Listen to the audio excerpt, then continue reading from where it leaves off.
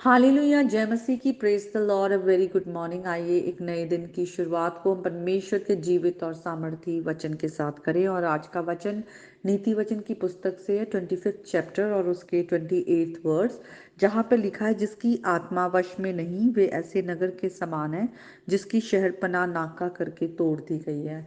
English में लिखा है, a man without self control is like a city broken into and left without walls. तो self control जो है, या यहाँ पे लिखा है जिसकी आत्मा वश में नहीं, संयम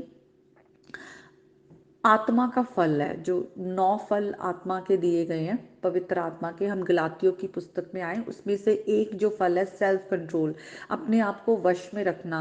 और सेल्फ कंट्रोल किसी भी चीज़ पे हो सकता है कि हम अपनी बुरी आदतों पर सेल्फ कंट्रोल करें, या हम कुछ डिसीजन मेक करना चाह रहे हैं पर उस समय वो सही नहीं है, तो हम अपने आप को रोक ले। मतलब अपने आप में you need to have power over your thoughts, your emotions. अपने जो भी आप सोच रहे हैं उस पर आप जो है कंट्रोल कर सकें, काबू कर सकें।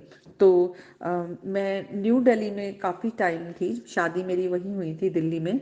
तो वहाँ का जो कल्चर है, लोग बहुत जल्दी झगड़े में पड़ते हैं, और बहुत सारी आपको ऐसी न्यूज़ सुनने को मिलती है। मुझे उतने सालों में जब मैं थी, बहुत बार सुनने को मिला कि किस तरह से जो लोग हैं वो थोड़ी सी आपस में गाड़ी टकराई, या किसी की गाड़ी एक से दूसरे आगे चली गई, तो लोग इस बहुत ही छोटी छोटी बातों के कारण लोगों के मर्डर हो गए हैं। मतलब गाड़ी में से लोग उतरते हैं, आपस में झगड़ना शुरू करते हैं कि मेरी गाड़ी को टक्कर मारा, कैसे मारा, कहाँ क्या था, देख नहीं रहा था, ये वो। मतलब ये दिल्ली का कल्चर है। मैं बुराई नहीं कर रही, पर मतलब एक होता है ना, एक जगह वो चीज़ बढ़ती जाती है, वहाँ का एक स्ट्रॉन्ग होल्ड सा हो जाता है। तो बहुत सारी जो ऐसे क्राइम होते हैं, वो बहुत ही सेंसलेस रीजन के कारण होते हैं, क्योंकि लोग अपने में कंट्रोल नहीं कर पाते, उनमें कंट्रोल नहीं है, तो वो गुस्से में कुछ भी कर देते हैं। जब गुस्सा ठंडा होता है, उसके बाद उनको रियलाइज होता है कि ओह, ये मैंने क्या कर दिया, ये तो मैंने अपने आप को बहुत बड़ी मुसीबत में फंसा लिया। तो यहाँ भी ऐसे ही लिखा हुआ है कि जो आत्मा को, अपनी आत्मा को वश में नहीं करता, वो ऐसे नगर के समान है जिसकी शहर पनाह नाका करके तोड़ दी गई है। सोचिए, जो एक वॉल होती है, शहर पना या एक सिटी है, उसके पुराने टाइम में जब एक सिटी जो इस्टेब्लिश होती थी, शहर बसता था, उसके चारों ओर एक वॉल होता था। वो वॉल क्या करता था, जो बाहर से दुश्मन आ रहे हैं उनसे उनको प्रोटेक्शन देता था। और वो ऊंची वॉल होती थी, उस पे एक गेट होता था, मेन गेट, और वो एक गेट होता था जहां से लोग अंदर आते जाते थे। बाकी सबके लिए वो गेट बंद रहता था।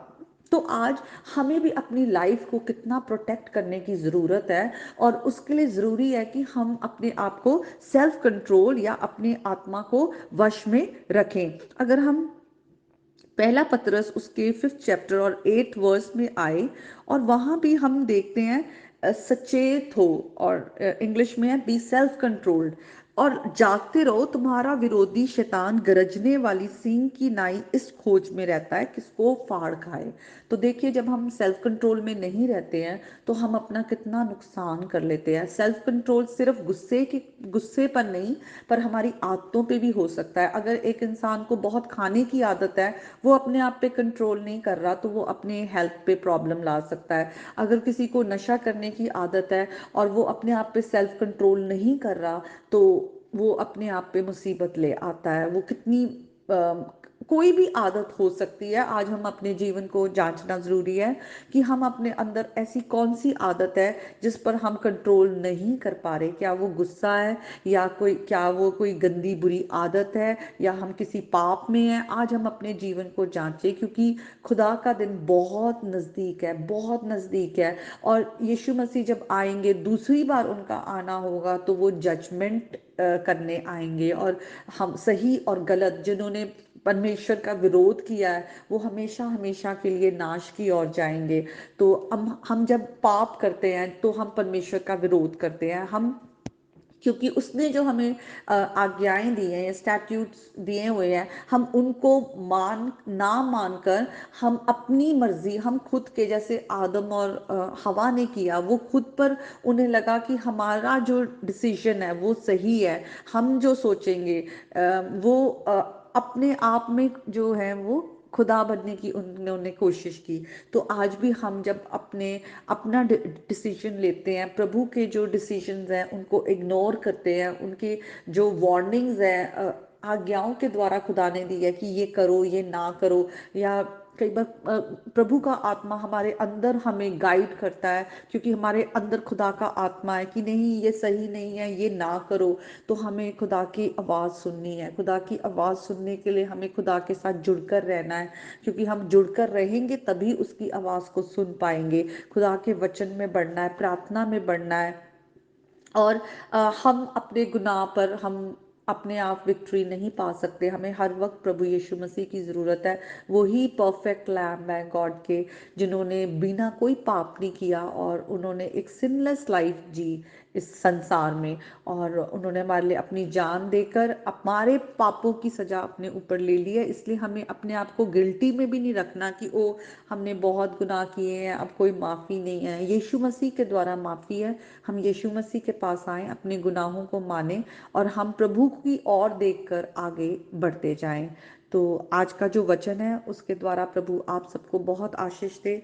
मैं अपने लिए भी और आप सबके लिए भी यही कहना चाहती हूँ कि अगर आज खुदा का वचन हमें कह रहा है कि हम सेल्फ कंट्रोल्ड रहे, हम तो हम अपने सारे आत्मिक हथियार जो हमें दिए हम बांध लें और हम प्रभु की ओर देखकर आगे बढ़ते जाएं और विरोधी का सामना करें जो हमें टेम्पटेशन में डालने की कोशिश करता है। तो आज के वचन के द्वारा प्रभु आप सबको बहुत ब्लेस करें। आमीन।